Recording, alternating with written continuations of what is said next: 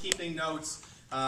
If you came in up this half flight of stairs, just at the bottom of those are the men's and ladies' rooms if you need those.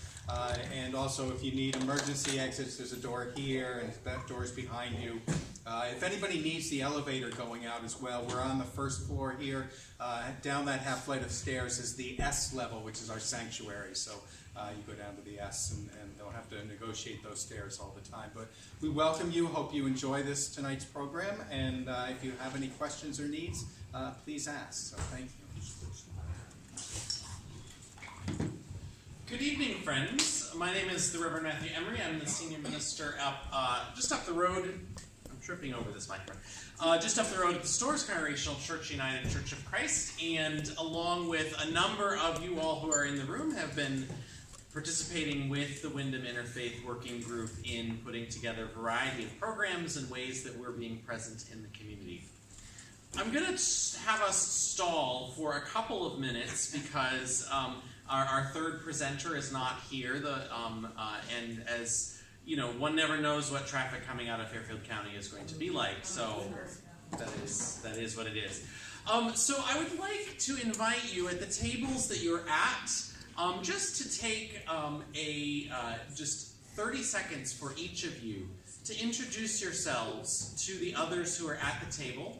Share your name, share what sort of faith or religious affiliation you claim now at this point in your life, if any, and just one reason why this event attracted your attention to come out on a lovely, lovely weathered Tuesday evening that you could be doing other things during, and get to know each other a little bit more through that. And we'll have the opportunity to continue that community building, of course, over food later in the evening.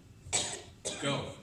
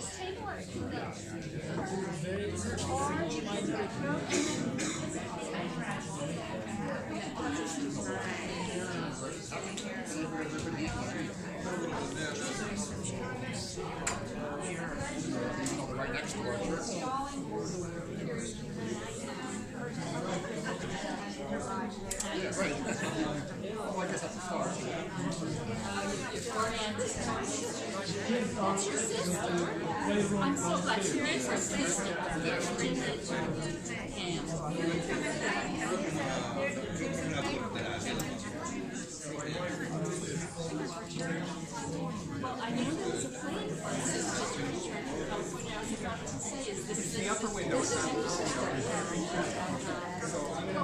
I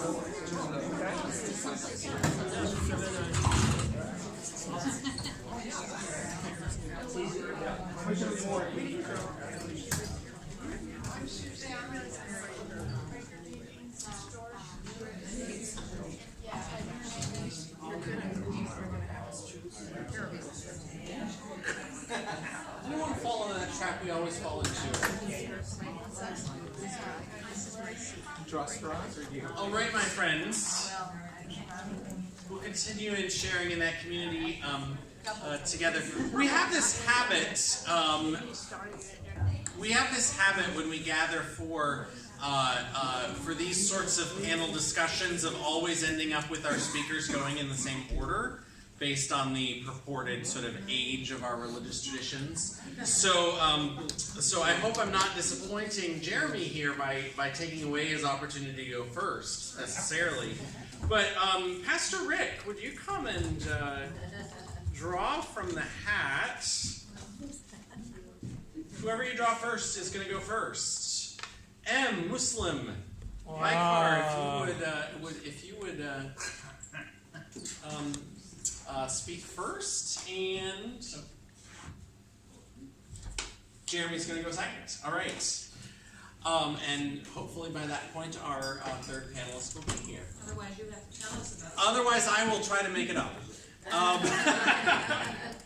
Our format for this evening, we're going to hear from each of our presenters for somewhere in the 12-minute range, give or take a couple of minutes either way, the 10 to 15 sort of block, and then have the opportunity afterwards for us to engage with our panelists and for them to engage one another in question and answer sort of time for a good half an hour or more of conversation on these important topics of peace and war and all of the ethics and theology that we attach with those.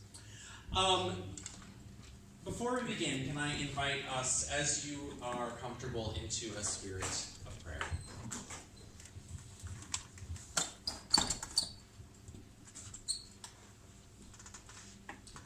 Eternal God, creator of the universe, there is no God but you. Great and wonderful are your works, wondrous all your ways. Thank you for the many splendored variety of your creation. Thank you for the many ways that we affirm your presence and purpose. Thank you for the freedom that you grant us to do so. Forgive us in our many ways that we violate your creation.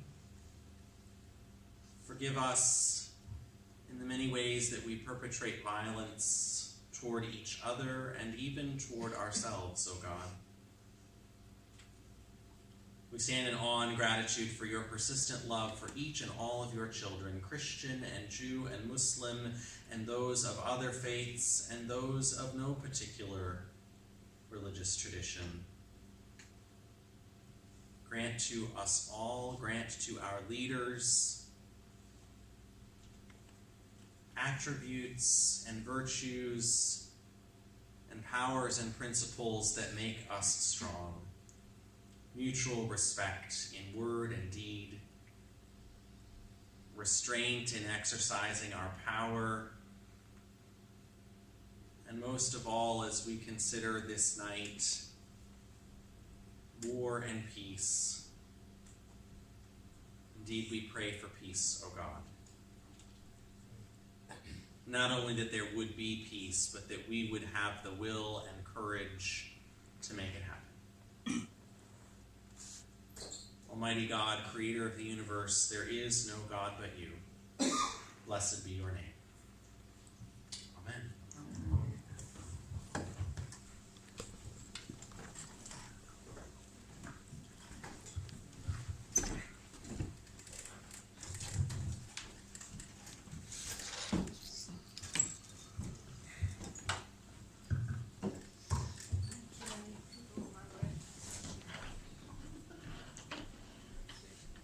Assalamu alaikum, peace upon you all.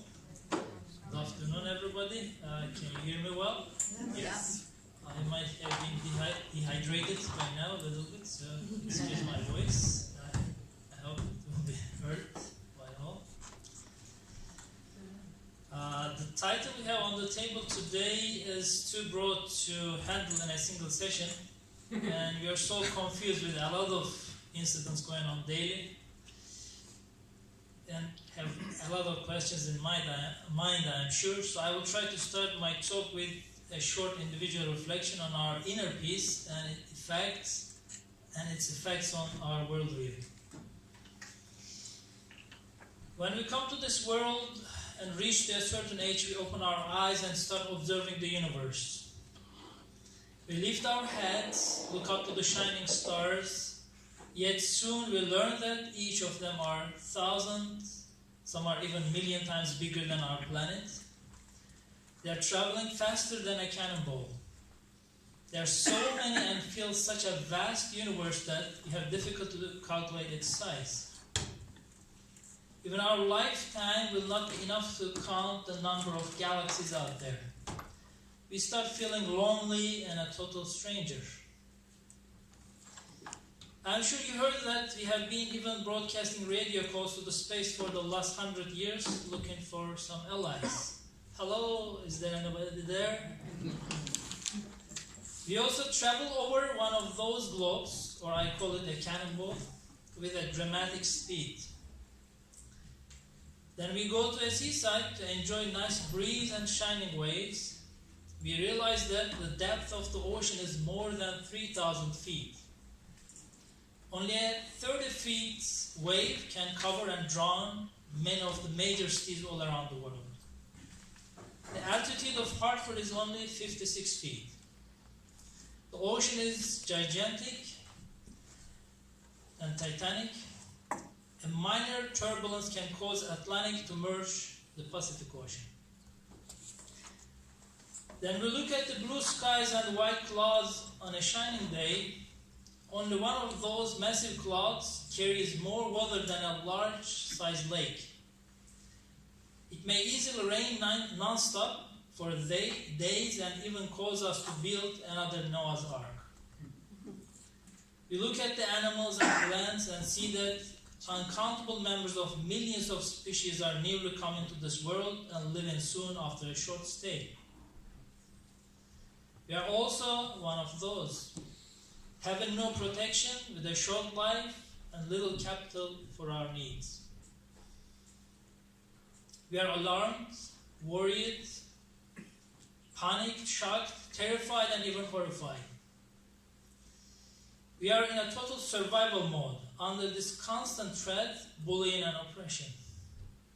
We look into our hearts and see a constant unrest. I want you to ponder for a second on the situation. At this point, divine guidance steps in. Scripture says, whatever is in the heavens and earth praises, glorifies God, the sovereign, the most holy one, the mighty, the wise. See how those dead and unconscious creatures of the universe spring to life and mention their creators' names. Now the sky smiles us with glittering stars. Face of the globe welcomes us before anyone else with beautiful flowers and delicious fruits. Everything shows us their friendly faces. Who can employ a massive fireball like sun and the moon as a lamp, a heater, and a clock, a timer in my service? Who can constrain that vast ocean like a bucket of water? Who can sustain us with just right amount of rain droplets at seasonal average instead of blizzards, sleets, and hailstones? Who can nurture millions of species together in harmony, maintain like an aquarium a small fish tank, a shelter, and make the whole face of the earth a banquet table? Indeed, whoever made and bestowed life, which is a unique miracle of art and a wonder of wisdom, is the one who maintains it through sustenance. It cannot be another. Do you want proof? The most vulnerable and inexperienced animals are the best nourished. like fish and worms in fruit. And it's the most helpless and delicate creatures who have the choicest food, like infants and the young of all species.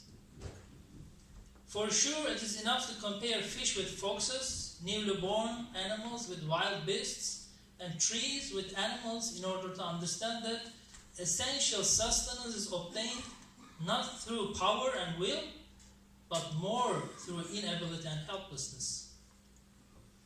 Just as through crying or asking or looking unhappy, a child subjugates the strong to himself and is so successful in getting what he wants that he could not obtain 1 out of 1,000 with 1,000 times his own strength.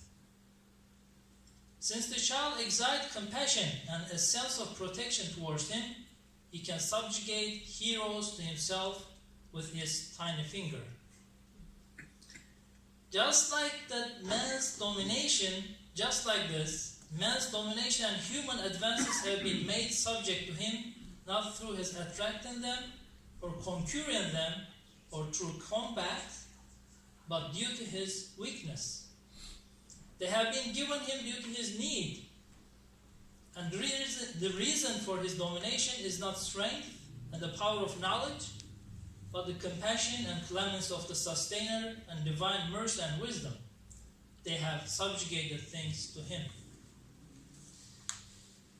Yes, man can be defeated by an eyeless scorpion and a legless snake, but instead the most merciful clothe him in silk from a tiny worm, the silkworm, and feeds him honey from a poisonous insect, the honeybee. Our Creator is one, our Sustainer is one, our Owner is one. From this perspective, the whole universe has a unity like members of a family.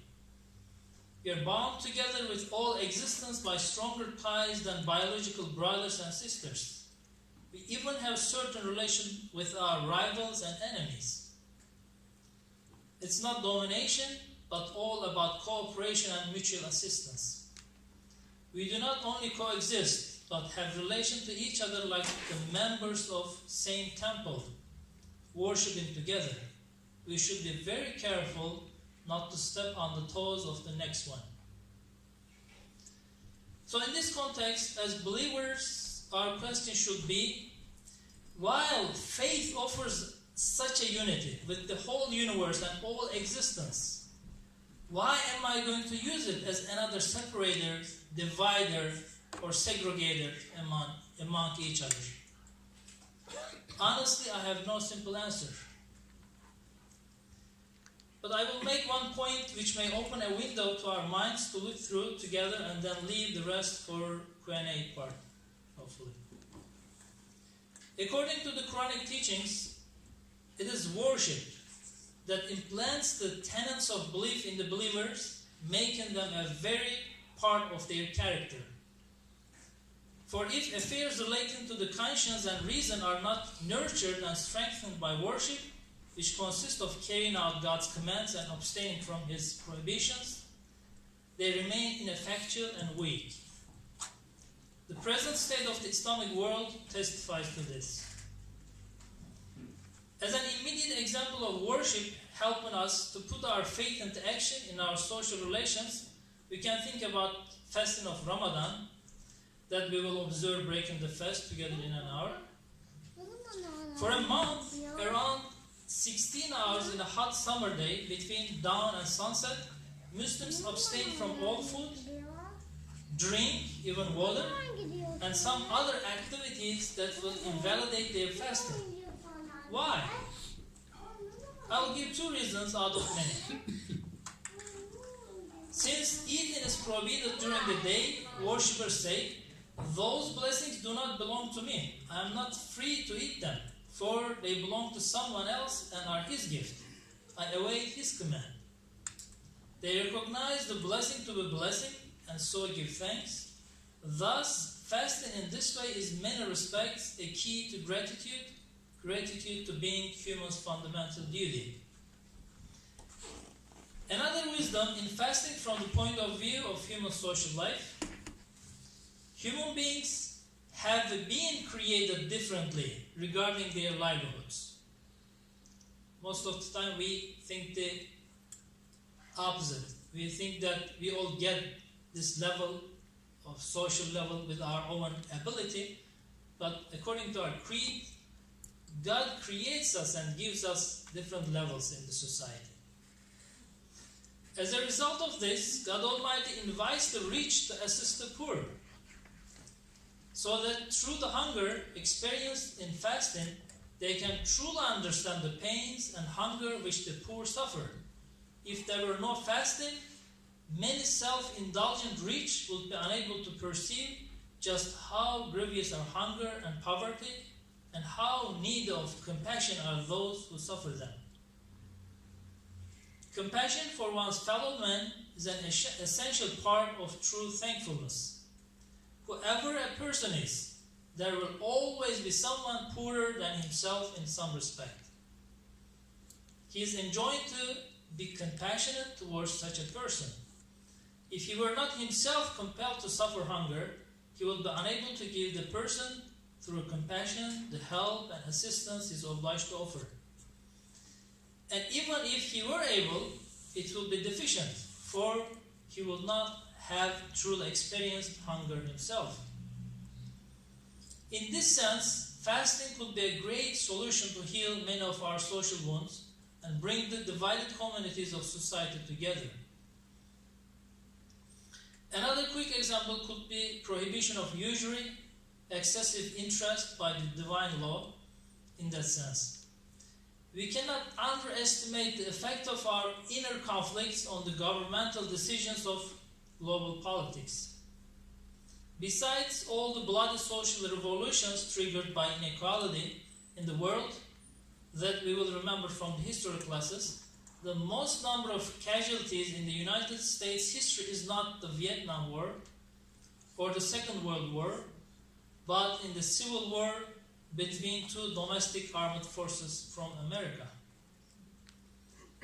With all our defects and misinterpretations as the people of faith, in the sense of respecting life and human rights, divine guidance is a very rich source. If we go and study moral values, which is shared by the majority of the world nations, and global declarations by the United Nations on human dignity, we will see that they are all rooted in divine guidance, such as the Ten Commandments. To conclude, I want to say that we should always be hopeful for peace.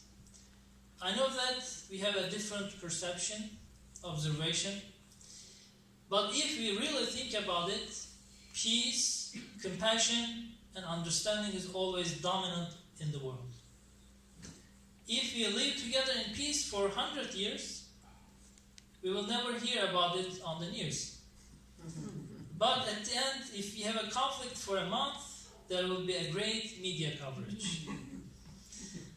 War is loud and peace is silence. Destruction and demolition is easy and quick. You can fire a match and, just burn down this church in 20 minutes. But to construct a church like this, it can take 20 years. Destruction and demolition is easy and quick, but construction and healing is gradual and needs consistency. Thank you so much.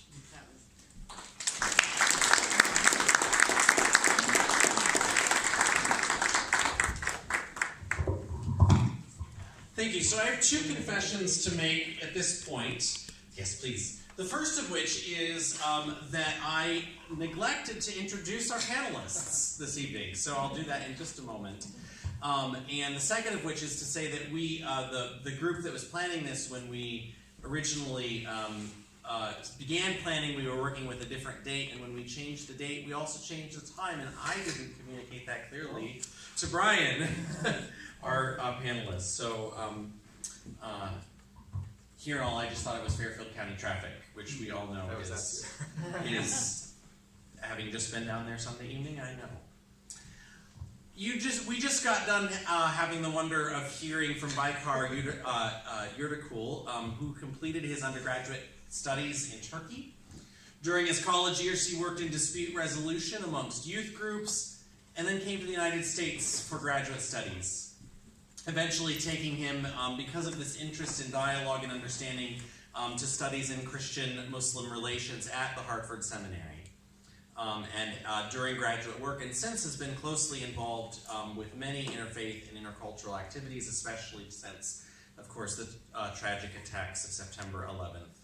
Having completed his master's at Hartford Seminary, he earned a chaplaincy degree also from there, and has worked as staff chaplain and counselor for the Department of Corrections here in Connecticut and at Hartford Hospital. Over dinner, I'm sure he can tell you more about that wonderful work. He's also got a master's degree in psychology from the University of Hartford. He's been a visiting scholar at John Jay College, the University of New York, and is currently working as community chaplain and imam at the Lighthouse for Humanity, Connecticut-based nonprofit connected with the Bloomfield Muslim Community Center. Thank you. We're next going to hear from someone who here in this local community rarely needs terribly much introduction. Rabbi Jeremy Schwartz has been the rabbi at Temple Bnai Israel, just a few blocks away for going on how many years now? 19 years. He is a graduate of the Reconstructionist Rabbinical College in some town, Pennsylvania, and is a Reconstructionist rabbi, having been ordained in 1997. And most folks in the room know many more things about him even than I do, I bet. After Jeremy, we'll hear from Professor Brian Stiltner, who is professor of theology and religious studies at Sacred Heart University down in Fairfield, and has written extensively on many issues in theology and ethics, including bioethics, human rights, ethics of war and peace, the role of religion and virtues in American society, and more. Teaches regularly on these topics and also theology. And I just want to specifically note that we in this Wyndham Interfaith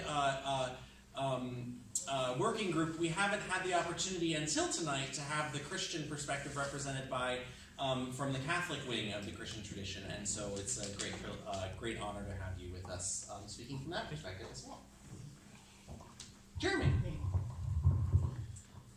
Good evening, everybody. Thank you for being here. It's so interesting to me. We several months ago we had one of these panels about the role of gender in our traditions, and the thing that struck me most about that panel was how each of the panelists, I wasn't one of them in that case, how each of the panelists was really their tradition, like not just the content but the style.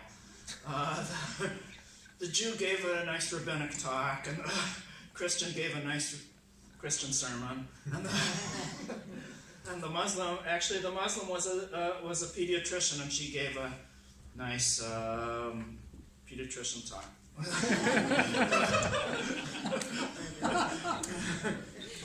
So I was sitting here listening to Baykar and thinking that's not a talk about war and peace, but actually it's exactly a Muslim talk about war and peace, because that's how Muslims talk, which is great, and so we learn from that. It's one of the things I've loved as I've started to learn about Islam. Now I'm taking up Jewish time, but anyway, one of the things I've loved as I've started learning about Islam is this such a kind of singular, intense focus on just the individual submission and gratitude to compassionate and gracious God.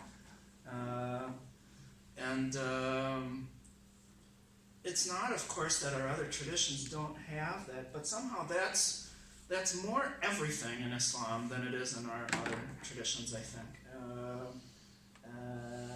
And so if you ask about war and peace, that's going to be the answer. If you ask about gender, that's going to be the answer too. So I love hearing from Baykar, that answer as applied to war and peace, which is good. I'm Jew, and I'm a Reconstructionist Jew, as Matt said. That means that one of the things that means is that I'm obsessed with history, and I look at our Jewish teaching in historical perspective. And I start at the beginning, and I go on from there.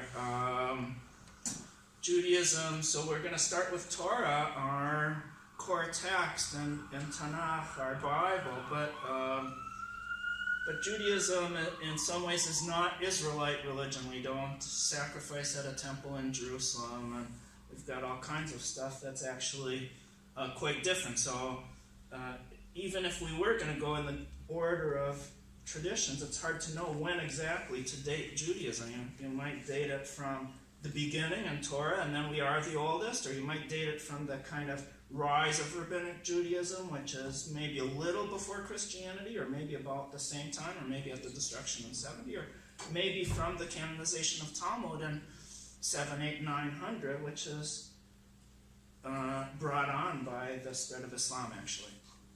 And so then we'd be the youngest. Okay, Torah. Torah has laws of war, and that itself is a wonderful and important innovation. The notion that our most chaotic and terrible human endeavor, that, let's face it, most human beings, in most human civilizations, religions, nations throughout history have done it sometimes. And our tendency to do, when we do it, is to exactly abandon all law, all ethics, just kill, right? Kill as many people as possible, and it's generally truly awful. One of the great things about Torah is that it says, no, there are laws of war. There are actually limits. You're doing this for particular reasons, and here's what you can do, and here's what you cannot do. And it sets limits. Those limits end up in Jewish law later, in rabbinic Jewish law, and I'm going to come to them there as they're explicated by the rabbis. The Torah also sets limits on our leaders, the people who usually make law. So the king may not have too many horses. Horses, of course, are the tool of war. They're tanks, right? So the government, the king, cannot have too many tanks. That's a rule, right? They're not supposed to collect tanks. They're not supposed to collect horses. They're not supposed to collect missiles. It's an incredible thing for a founding religious document to say, right? And even though Torah has a law, and in fact has war, and in fact commands war in some very ugly ways, the whole Hebrew Bible, Tanakh, tends more towards peace. So Psalm 34:15, turn away from doing harm, do good, seek peace and pursue it. Sur me'rav v'asetov b'kesh shalom v'rod fehu, and the whole prophetic message is a message that looks towards a messianic future of peace. So this core of peace with some place for war that's limited. So at some point in the tradition, in the 1st century CE, the rabbis take what's written in Torah and read it with their moral intuition into a set of laws, and they have laws of war that they lay out in this way. There are two kinds of war. A war that's commanded or that's obligatory, and a war that's permitted. The commanded wars are of two kinds. One of them is against the nations that inhabited the land of Israel when the Israelites came out of Egypt and conquered the land, and against the Amalekites who attacked them on the way. I have a couple of things to say about those wars.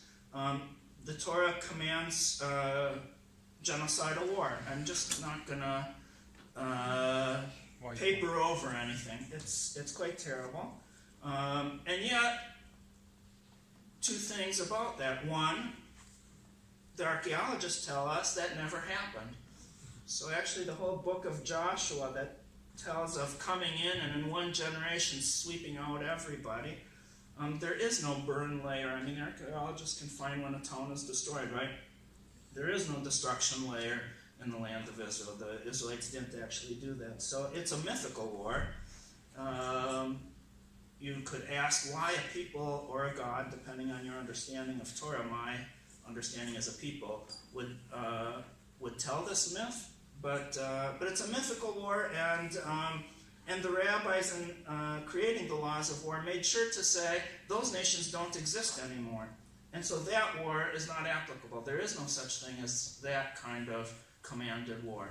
Right? And so what you get is, in the application is, don't do that. Right? Torah says do it, but the application is don't do that. Right? The other kind of commanded war or required war is of self-defense, right? And that is applicable. But even in those cases, there are lots of rules. So when you're doing a war of self-defense,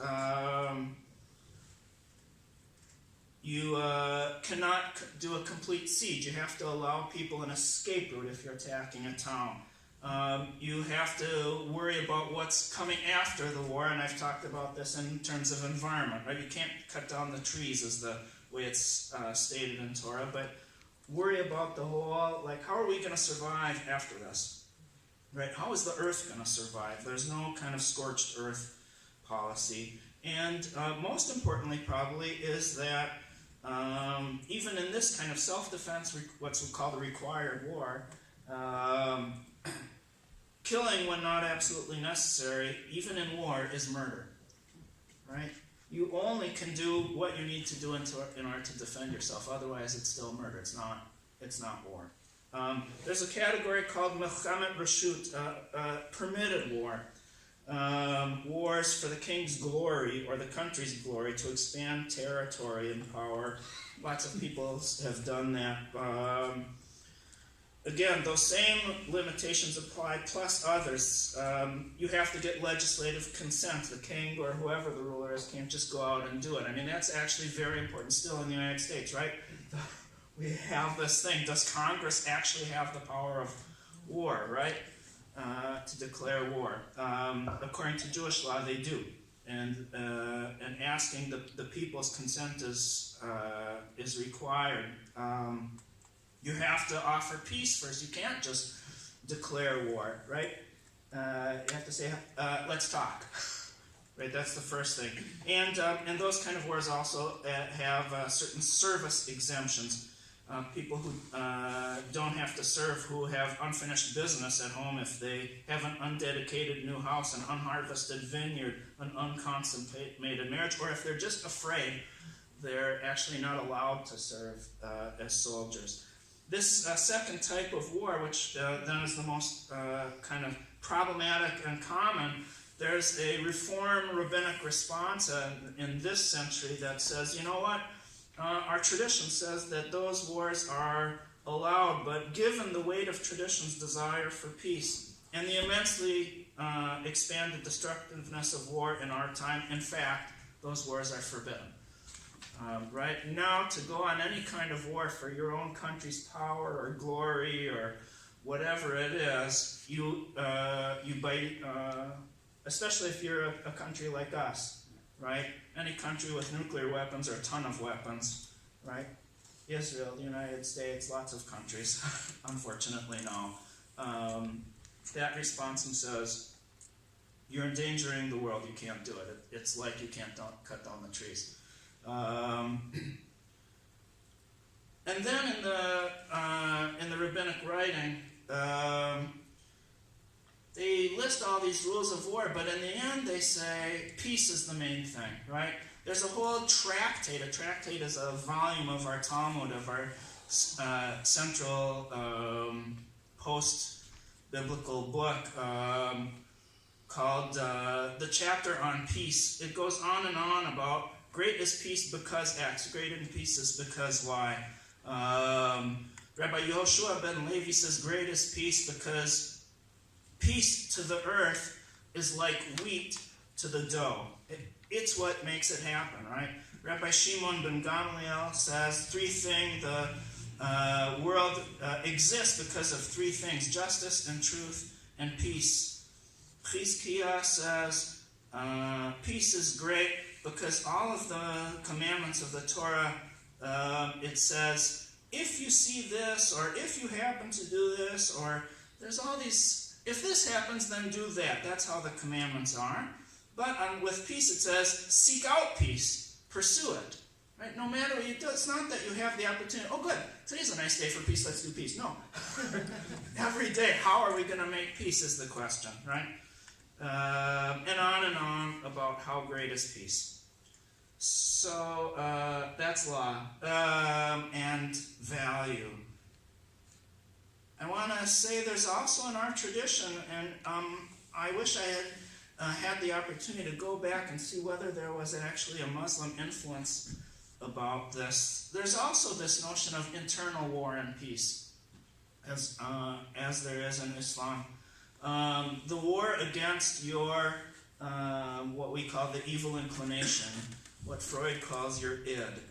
Right? The war against that greedy part of you that just says, me, all the time. Take. And our tradition does say, make war against that thing, and you try to conquer it so that it's your slave and you're not its slave.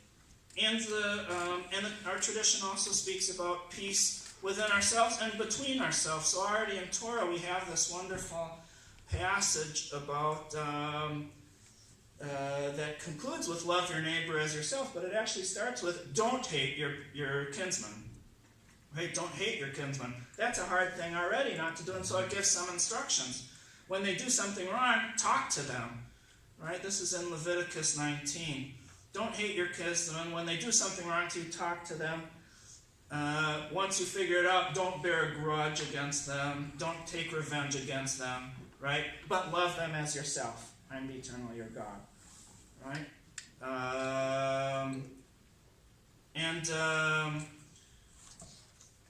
And God is depicted, God's self as forgiving, as forgoing God's own glory and even truth. There's, in order to create peace between spouses, there's a story about, it looks very careful at the story about Abraham and Sarah.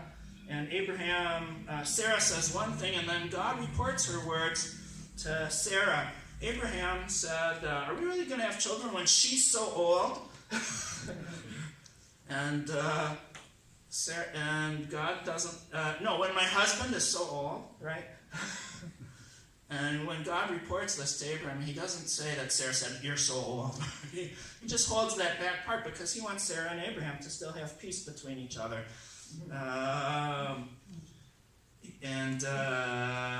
Other stories about that I'm not going to go into about God forgoing God's own dignity for the sake of peace. And I'll conclude with a teaching from a piece of our tradition called Pirkei Avot, the Ethics of the Fathers, or maybe main chapters. We don't know how to translate it. Hillel says, be one of the students of Aaron, loving peace and pursuing peace, loving people and bringing them close to God's instruction. And, so we have these stories about Aaron, the priest, Moses' brother, and how his main thing was creating peace between people, that if two people were fighting, he would go to the one.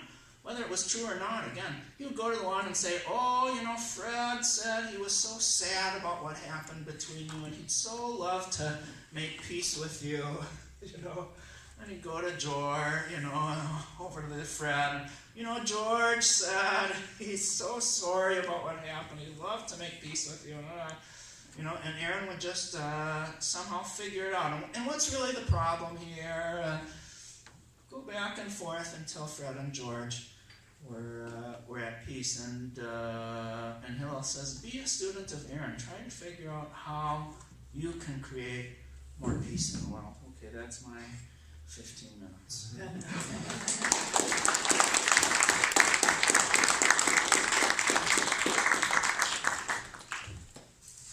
Good evening, everyone. Again, I'm Brian, and I'm sorry that I was misunderstood. It was a little late, but I'm glad that I got to hear most of Baykar's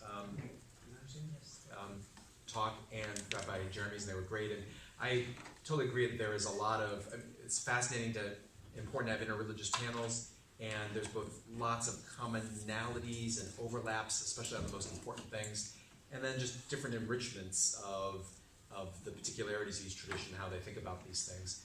But if I were to start off with emphasizing the similarities and wanting to end with them, Christians, Jews, and Muslims, the Abrahamic religion share a lot of important things here. The goal of peace. I see so much peace, shalom, salam on t-shirts around the room.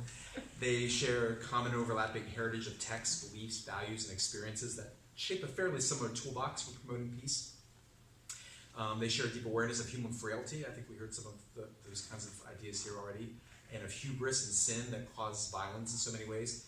And they share complex histories, and they contain a lot of multitudes within them. They all three religions have pacifist traditions to just war traditions to holy war types of expressions.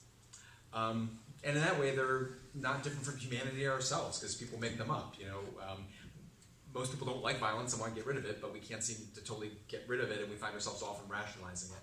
So what role do our religions play in perhaps rationalizing and excusing or promoting violence, but also tools for trying to constrain it and make it more ethical? And then there's interesting debates about whether that's that idea of just war, starting in the Torah texts, and that's kind of been the main idea in Christianity, and it's kind of mainstream.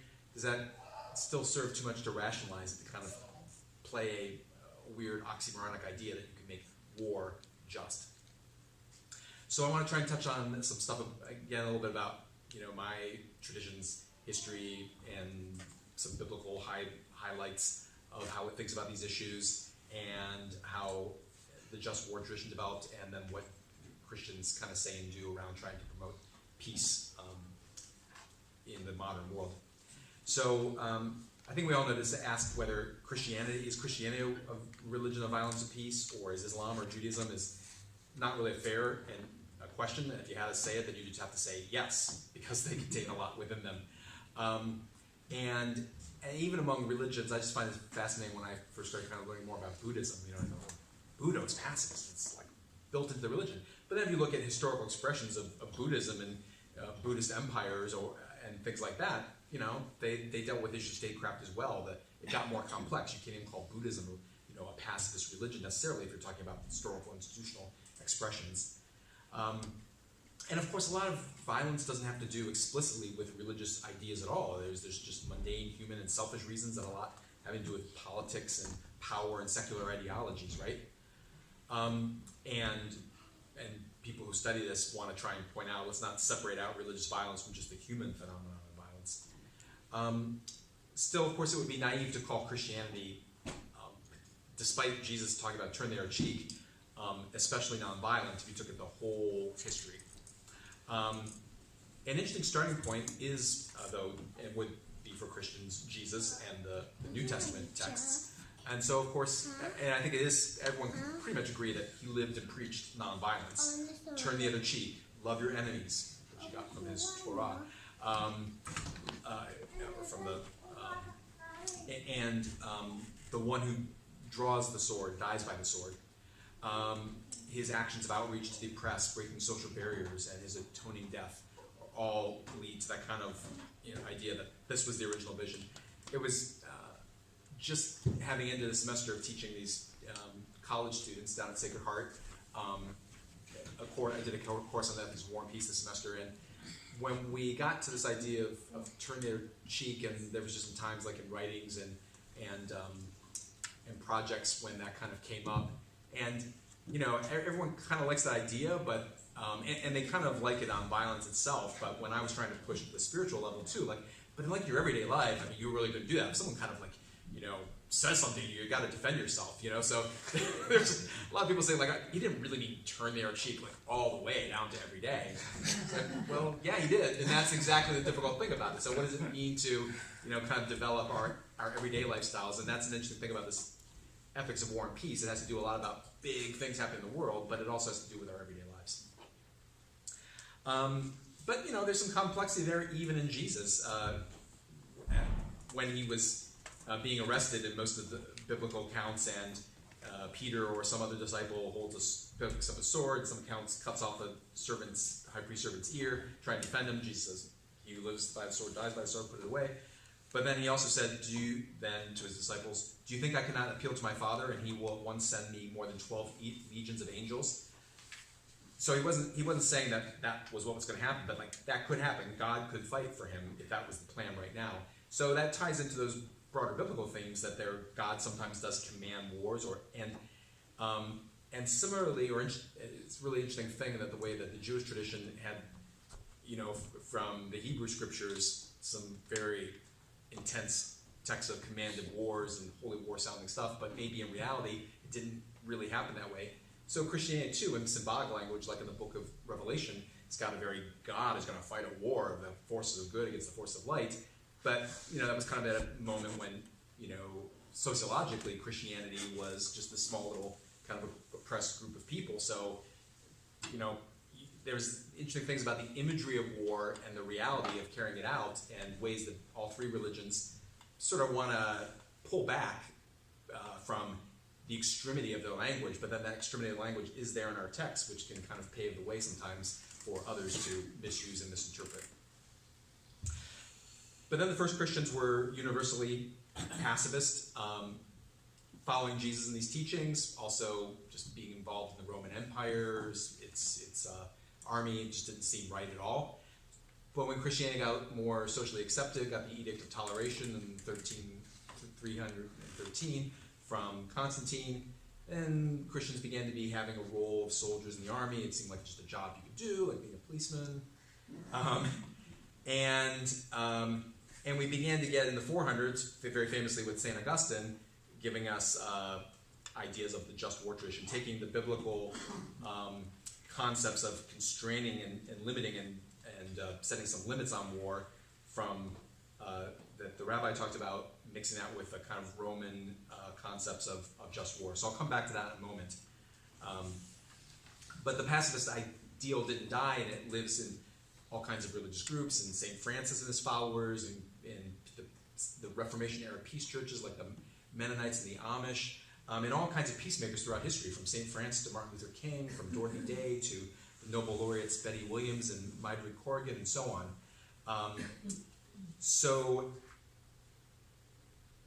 So we begin to get the sense of like there's a lot of different kind of options that present in this complex and historically long religion. But what did become kind of the mainstream, the thing that, when most religious leaders commented on matters of statecraft over the centuries, even up to today, but then with interesting twists getting much more back toward a peacemaking approach, was this idea of just war theory. Not just in the good or great, but justified. And this is probably an idea you're all pretty familiar with, so I won't, overdo it too much. It's the idea that we have some criteria of war. We get these indications, like from the ideas of like, well, don't destroy everything. So don't destroy the environment. Don't take prisoners, and don't, when they can't hurt you, don't just kill them. So we get ideas like laws of war, rules of war, proportionality. Don't be more destructive than is necessary. Don't attack basically non-combatants, women and children, and those not fighting. So those became justice of war, justice in fighting war, and another set of criteria for when you go to war. You have to have a just cause, you have to have a legitimate authority, you have to have a right intention, you have to have some hope that you can do some good with this war, and some other standards like that. So the just war theory, starting with St. Augustine in the 400s, St. Thomas Aquinas in the 1200s really kind of gave it its big stamp, and then in the later Middle Ages into the early modern period, it starts to kind of get the mixture of theology, philosophy, and international law. The Protestant international lawyer Hugo Grotius, was kind of beginning to kind of take this kind of out of Christianity and also putting its stamp in just how kind of countries should practice statecraft. And so we get a just war tradition that is a Christian concept that has its parallels in many world religions, but also just became part of the laws of war that when we started getting things then established in the 18th, 1900s, and 20th century in the Geneva Conventions and things like that. So justice in going to war, unless you really have a just cause and the right kind of conditions, a country shouldn't declare war. Even if you have a war, you have to fight it justly. And what religious ethicists have been adding in recent years is also ideas like justice after war and justice before war, prevention of war through not building up armaments but by trying to avert war. in all of this, what happened to this Christian idea of turn the other cheek? Well, Augustine and Aquinas didn't think they were, totally thrown out the window, but what did happen was it tended to kind of interiorize a little bit. It was more of an inner attitude. You sort of love your enemy even as you have to go to war against them. A couple other traditions, I think I've mentioned, there's kind of 5 altogether, ethical positions on war that you would talk about in a textbooky sort of way. Just war, pacifism, the idea of a holy war, crusade mentality, which is there in certain possibilities in the Old and New Testament, but also in the Christian history of the Crusades.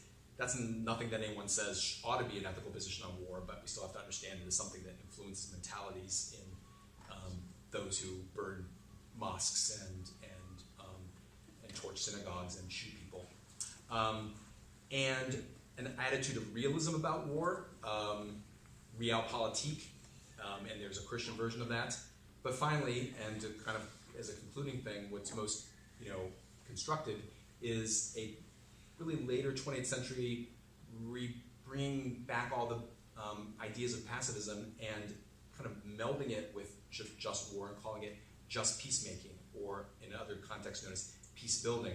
And so you have churches like Reverend Emery's United Church of Christ having a whole kind of rich kind of set of resources around the idea of being a just peace church, and providing congregations resources for celebrating that, working at worship, doing things at the concrete level, things like we're doing here, and speaking up for peace in the community and the world, and saying we believe in a just peace. We promote justice through peace. This has happened both intermethodologically, theologians, philosophers, international relations people, and among religions, Christians, Jews, Muslims, talking around concepts of just peacemaking. And we have all these criteria for going to war, but this project of just peacemaking developed 10 practices or standards for promoting peace, such as supporting nonviolent direct action, advancing democracy and human rights, fostering just and sustainable development, and strengthening the UN and international efforts for cooperation and human rights. Things like that, which churches and religions can speak up for, and practical work that they can do to collaborate with peacemaking groups, with NGOs, is where kind of like the ethical action for religion should be, says Christianity, and agrees most religious, non-religious people I know.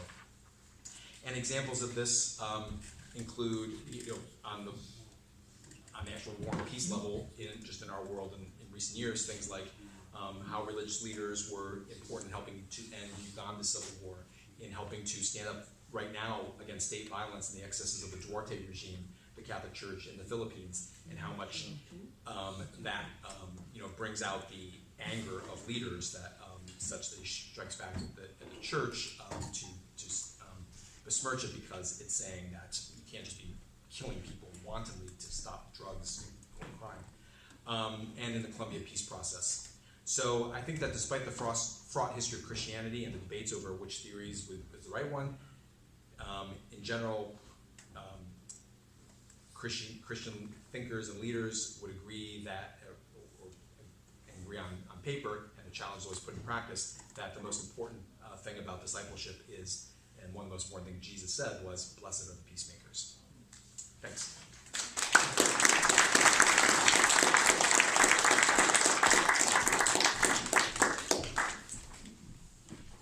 Thank you to all three, to Brian and to Baykar and to Jeremy, for these presentations. We want to have now, for these remaining approximately 30 minutes, an opportunity to engage in conversation amongst the group and across our panel as well. And what I want to do is I want to give us a couple of minutes for, you'll find in most of the tables around the room, there aren't back there, so you'll have to reach into these centers. There are some slips of paper, note cards, whatever, and there are some markers and pens and things around the table. And if you want to write a question to present, and I'll give you a couple of minutes to do that, and we'll collect them. And I can't make any guarantees that we're going to get to all of them. I suspect we won't. But we'll do that, and that way, it gives all of us an opportunity to get our voices into the room without privileging the eager beaver like I always was in elementary school that was always the one with their hand in the air first. So take a couple of minutes and write a question that you'd like to hear more from. If you have a specific one of our panelists you have in mind, you can note that, but I may use a little editorial discretion to reshape the question so all three of our panelists might weigh in on the topic.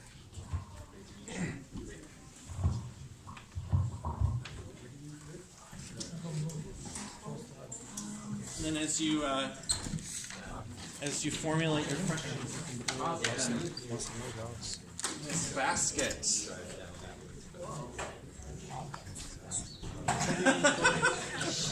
I said a question.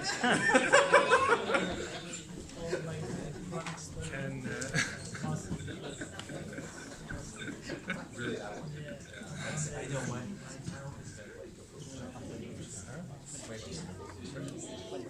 There was police shooting that was in our town, that one that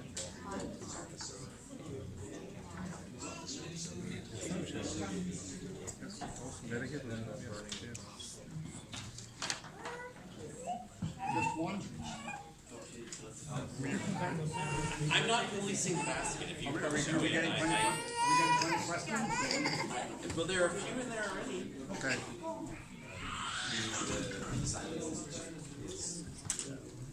basically kind of a peace-oriented faith kind of thing out of the kind of the Turkish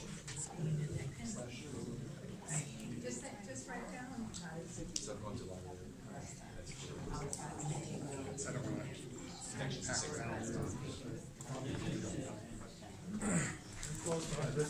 All right. Well, we have a start, and if we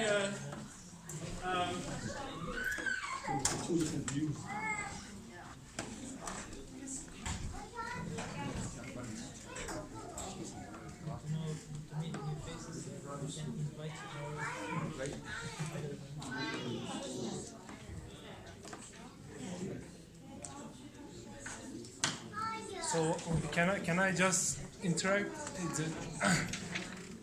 So when we say war and peace, can we talk about Middle East since it is while he's preparing his Can we talk about Middle East while he's preparing his question? right? Christian. So what's going on? Like, does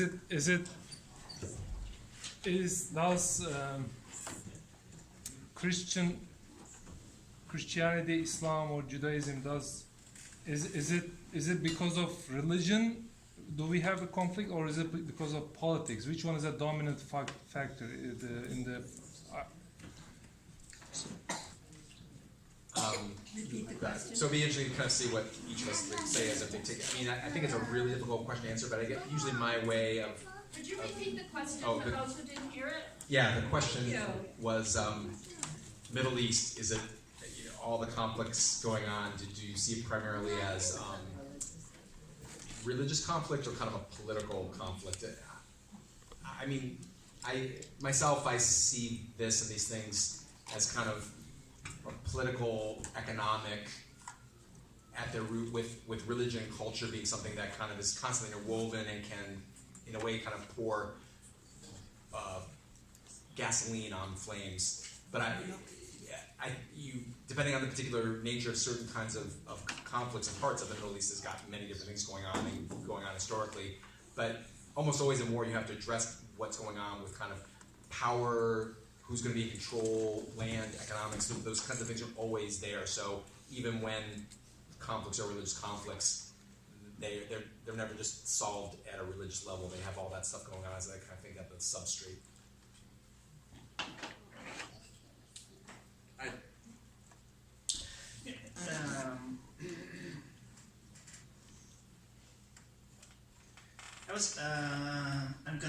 I'm gonna overlap that question with the question that I was thinking about for myself and my colleagues.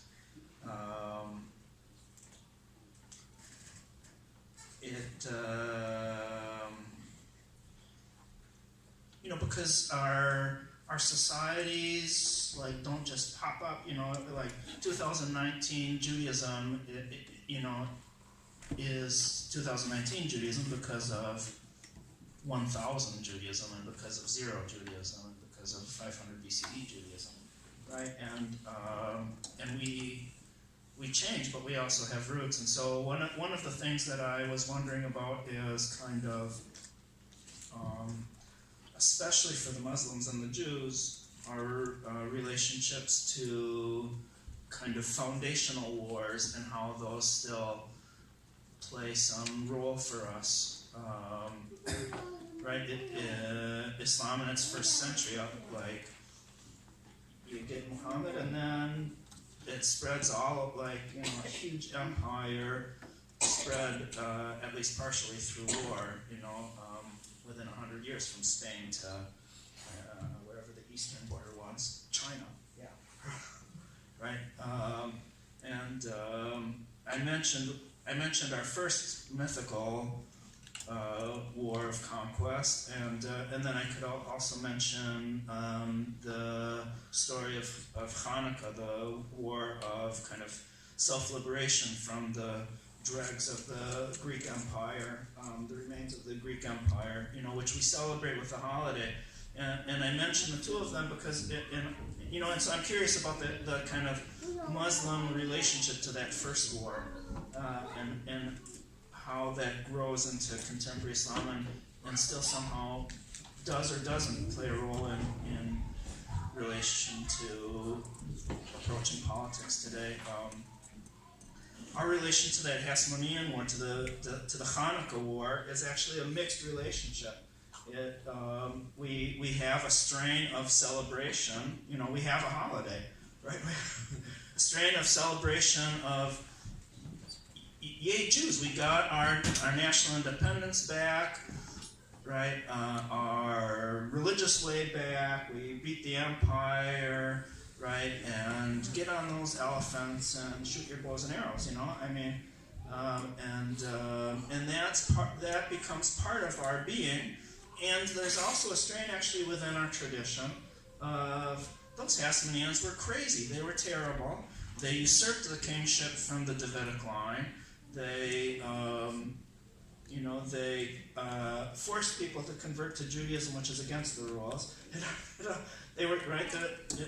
In fact, the rabbinic tradition reluctantly accepted Hanukkah as a holiday. Actually, the first couple century rabbis were against them. And so it's interesting. And then, right. So you asked about contemporary Middle East issues, right? For us, the Middle East is a total mess. So there's Syria and there's Iran and Iraq and everything. Obviously for me it's Israel and Palestinians. Is the thing, right? And it feels like those kind of two strains are still like at play within us, and probably within our. The Palestinians are both Christian and Muslim, but now mostly Muslim, at least in the land itself. A lot of the Christians have left. It feels like the strains are at war within us and still somehow affect that. Like, national freedom through strength, through power, and yay, that, right? And oh man, when we go that way, it tends to be disastrous, and it's not godly. So it's both. I mean, in Israel and Palestine, it's about two nations, two peoples, right? The founders of Israel were secularists. Actually, they weren't religious. So the Israel conflict is about peoples, not religions. But then, actually, Jews have become, even the Jews there become more and more religious, and so the religious thing, right? It fills who people are and how they react to the conflict.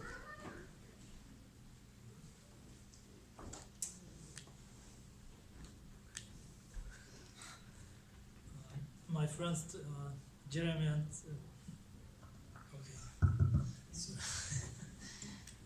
Jeremy and Brian talked about key terms. I want to point out a couple of them. Jeremy talked about some limits.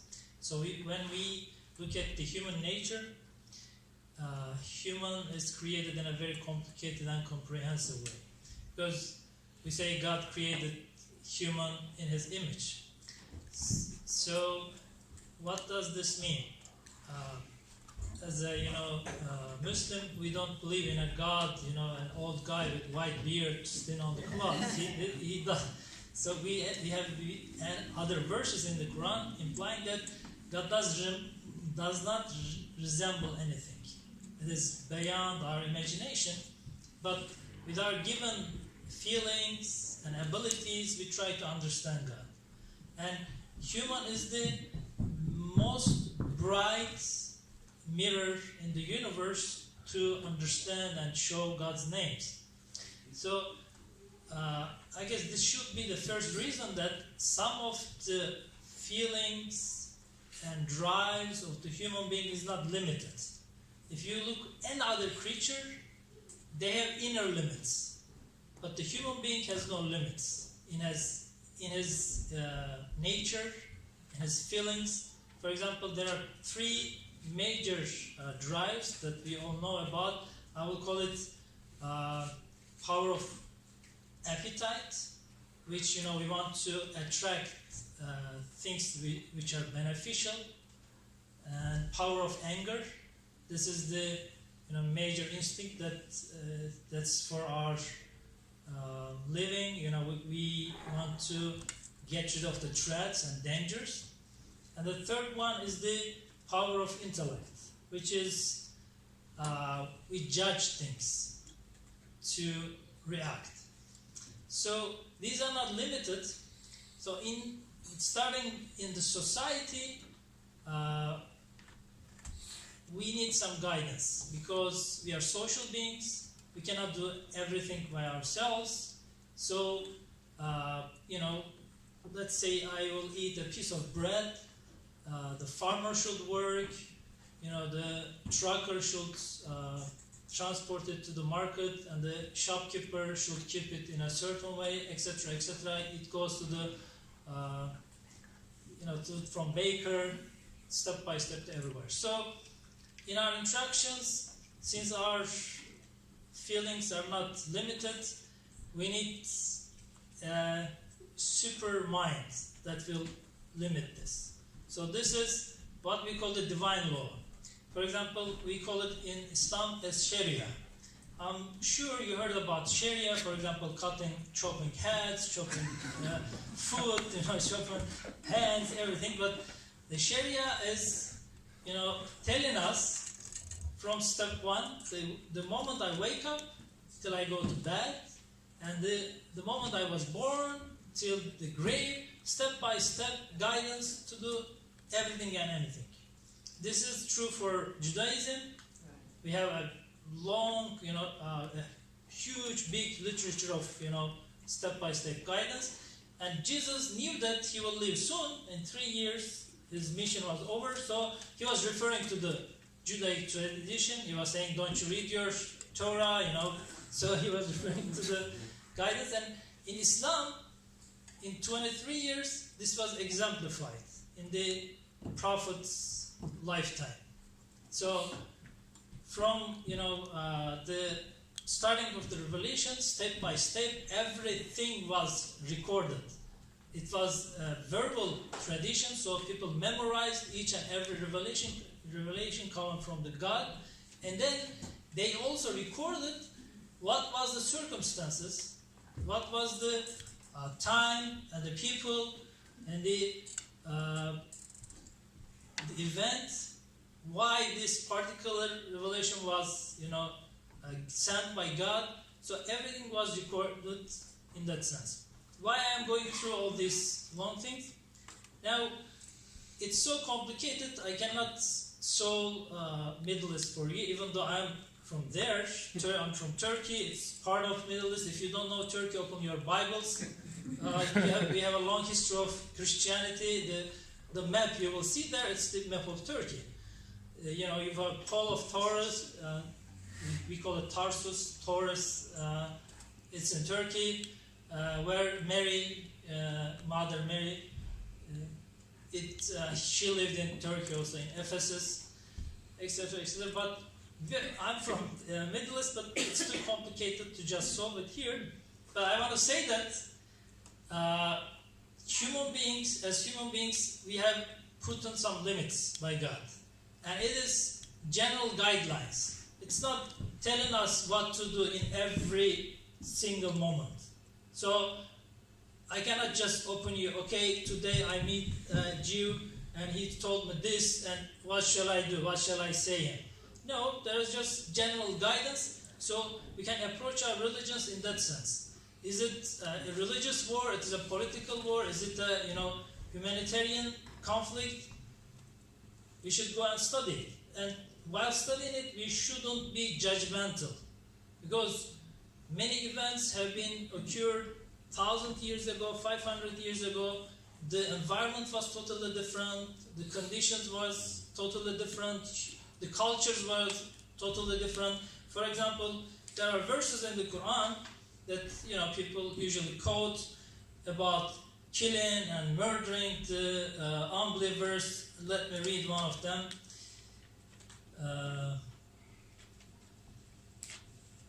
Okay, this is chapter 2, verses 190 and 191. It is a well-known fight in the cause of Allah, those who fight you, but do not transgress limits. For Allah loves not transgressors. And slay them wherever you catch them, and turn them out from where they have turned you out. For tumult and oppression are worse than slaughter. But fight them not at the sacred mosque unless they first fight you there. But if they fight you, slay them. Such is the reward of those who suppress faith. And if you just read these verses, okay, there is just, approval of killing the infidels. That's how you go in Islam. But if you look at the circumstances, these people, for 13 years, they are now not allowed to do anything against the idolaters, oppressors, whoever oppressed them. And then at the end of the 13 years, including Prophet himself, they were executed, they were murdered, they were exiled from their homeland. And they went to another city, migrated another city, accepted them, which we call Medina, the city of Medina. By driving, you go there in 4 hours. It's a far away land. But the oppression didn't stop. They established a city-state, but still they gathered armies, the idolaters, and they were trying to just swipe away these new believers who just say that we believe in one God. We are against oppression, we are against inequality, we want justice in life, we are against slavery, etc., etc. They say, no, this is not acceptable in our society, we are gonna destroy you. And then they fought a couple of defensive wars after it is permitted by their holy book. And these verses were revealed just before they are going back to their home. Finally, they decided, okay, we'll go and we will end this conflict. We'll go back and conquer the land. If you do not, understand the concept of the Quran, you cannot understand this verse. For example, in the Quran, God talks about the hellfire. He says, if you transgress, I will punish you with the hellfire. But same God tells you that, what am I going to get of punishing you? So you need to know both verses to make sense out of it. So a compassionate mom, sometimes, tells the infant, go away, right? But the infant runs back and, oh, mom, hugs. Because she knows that she's the most compassionate for her. She cannot find peace anywhere else, right? So God sometimes threatens us. This is not the right path. Turn back. You should come back, Correct yourself.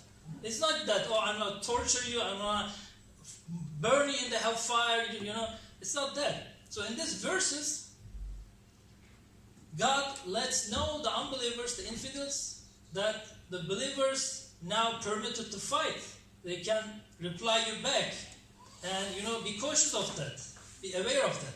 And they went back with an army of 10,000 people. They conquered the city without shooting one single arrow. They didn't kill anybody, even birds, and that was their own land, homeland. They are going back to home. You know, why are you going to kill the people? They are your brothers, your neighbors, your relatives.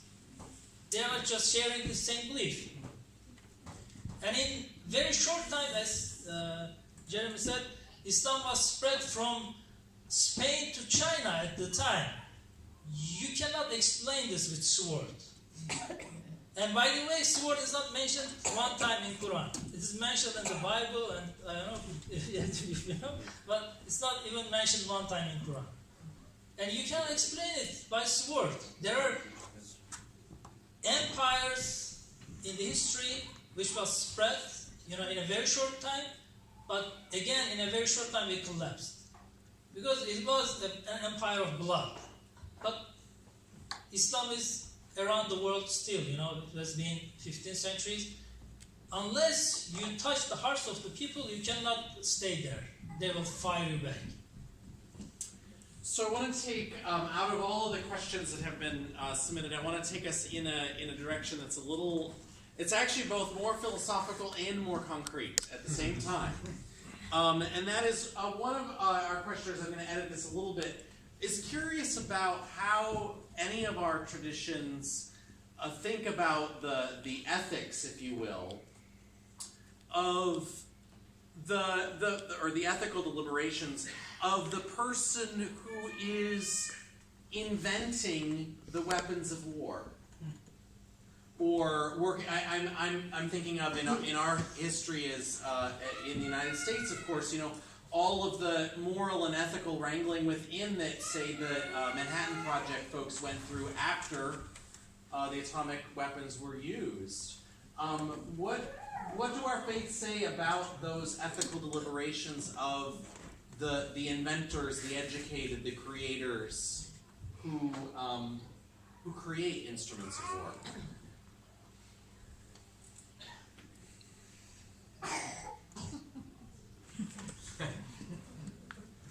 How would you puzzle that if you were in that spot? Can you repeat the question? Like if you're, Not so puzzling. so give me more time to think. I mean, I was just trying to cast over and think whether there was. I think there's always a lot of instructions, you know, in texts and traditions and laws about soldiers, and then I think there's a lot of ethical commentary and awareness that just because you're a little bit more remote, if you're contributing to an enterprise of war, that doesn't absolve your responsibility. But nonetheless, it's something I think like that probably isn't, you know, well addressed in the traditions. It can get remote enough that you've got to, you know, sort of make that vocational choice for yourself. And a lot of people, we all let ourselves off the hook of like, well, you know, I work for computing, and computing might be used somehow to program a computer, but it's very, you know, indirect. So I guess what I can say is that I think that the more recent kind of focus on how do we get more proactive, how do we think beyond justifying a certain war and what we're going to do to a just peacemaking framework means that we need to think proactively about how to turn our swords into plowshares. And maybe actually now that I think of that, you know, Isaiah, and I think it's also Micah type of text, but definitely in Isaiah, is exactly the paradigm that could be very fruitful for the idea of like, it's not just about making swords, but when we're making things that might be neutral, when we're like, how could we rather, instead of just seeing that as something that doesn't matter, could actually be used as an instrument of peacemaking, of development, and that's where all the energy has to be. You're allowed to say ditto, and we can take other questions too. So, Yeah, no, I mean that reminds me of also a contemporary kind of move within Judaism that was started by Rabbi Arthur Waskow,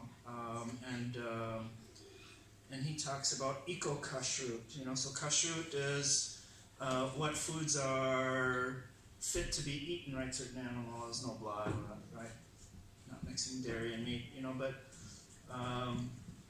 Rabbi Arthur, out of the tradition really says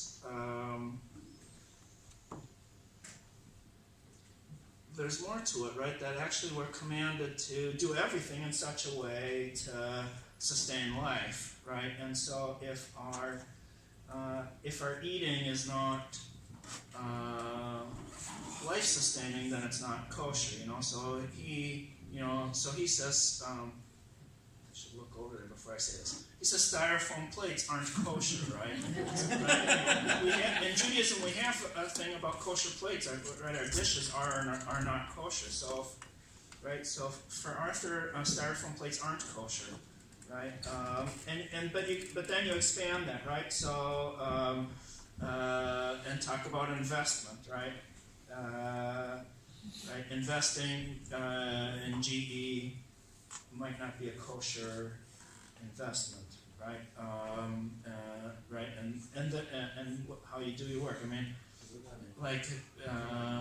Sometimes your choices are limited, So I don't want to say, well, don't do this, don't do that. You can't, don't shop at Walmart. Maybe that's the only place you can afford to shop. But to bring those considerations in, I think, is exactly the contemporary move that grows out of our tradition.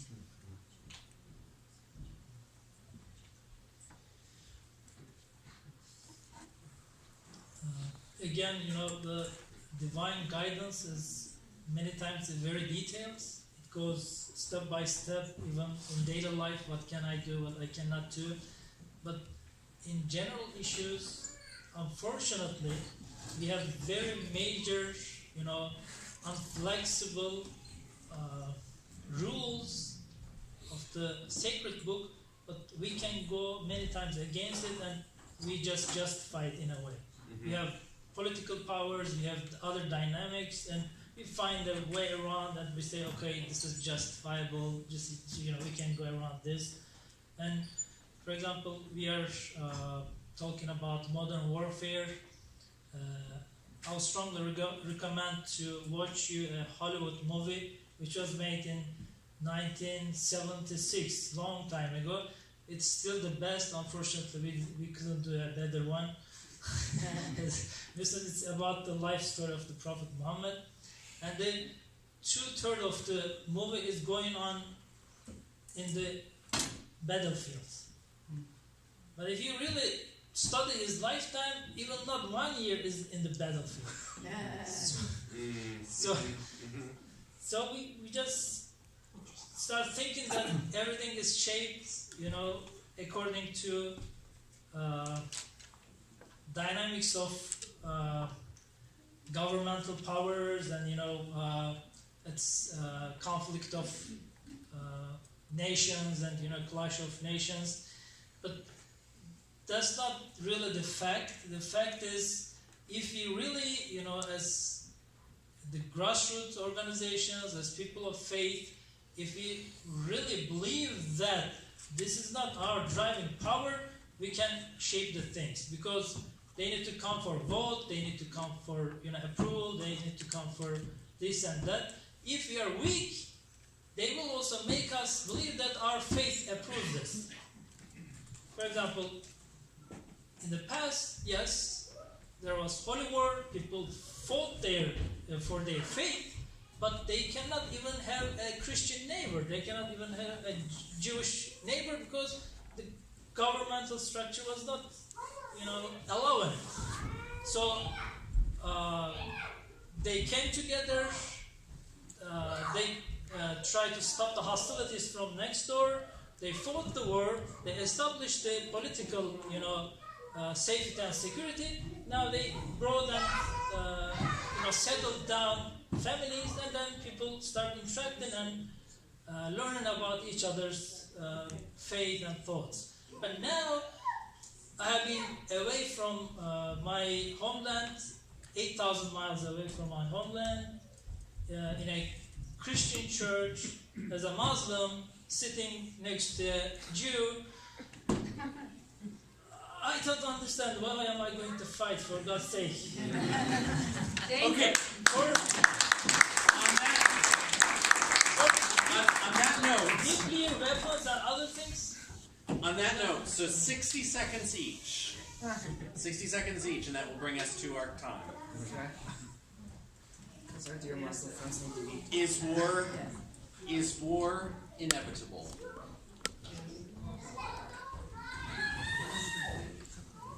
No.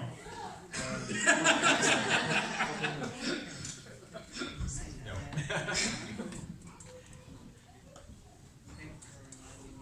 They already answered.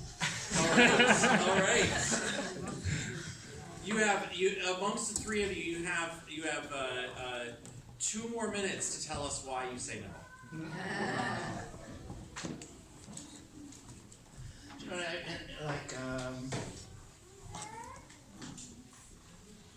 I loved listening to Baykar when I read the Quran, you know, a couple of years ago. I just wrote to Ahmed about this today. One of the things that so struck me was how I thought, don't the terrorists read this book?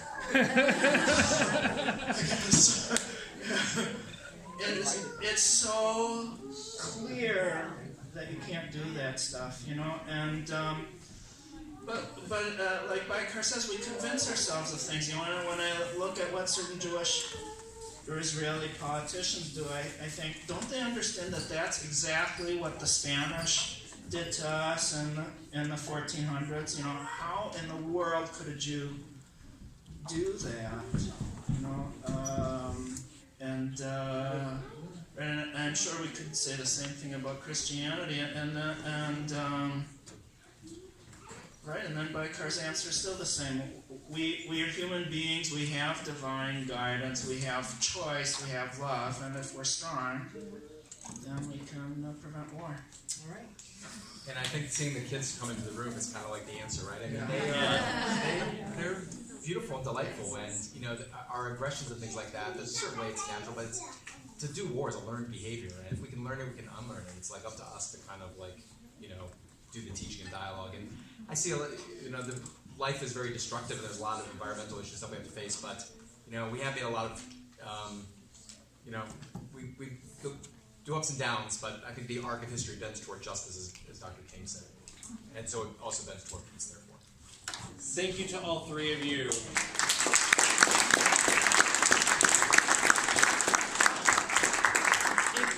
It is now 8:07.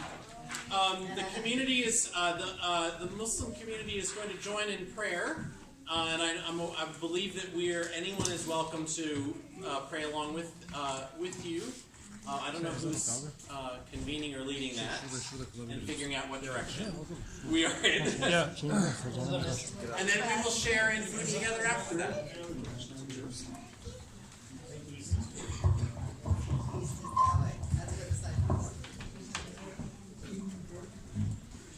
So he will call the prayer and we'll pray here then. Allahu Akbar, Allahu Akbar, Allahu Akbar, Allahu Akbar.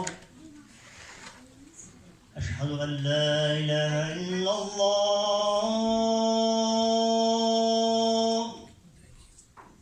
أشهد أن لا إله إلا الله.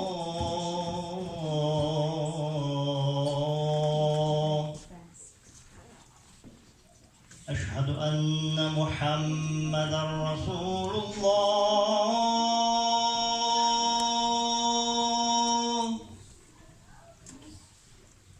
أشهد أن محمدا رسول الله.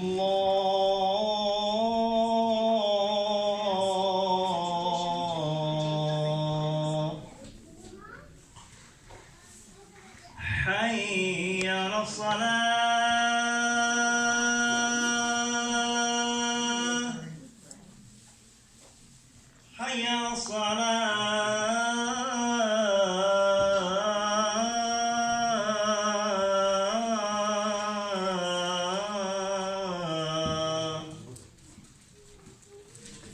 حي على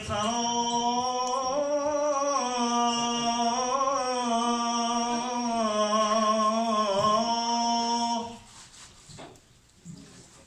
حي على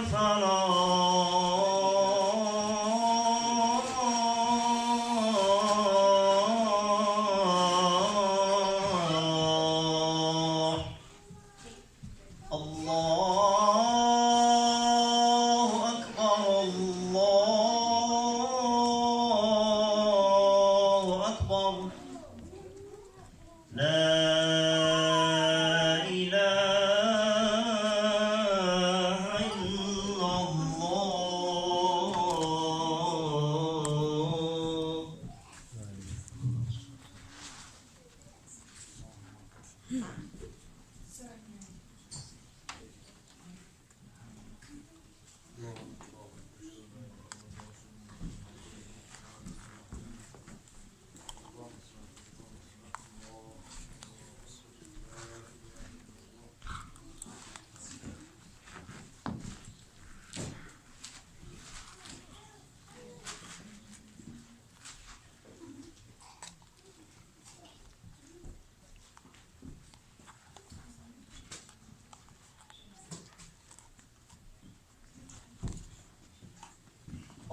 الله أكبر الحمد لله رب العالمين الرحمن الرحيم مالك يوم الدين إياك نعبد وإياك نستعين اهدنا الصراط المستقيم صراط الذين أنعمت عليهم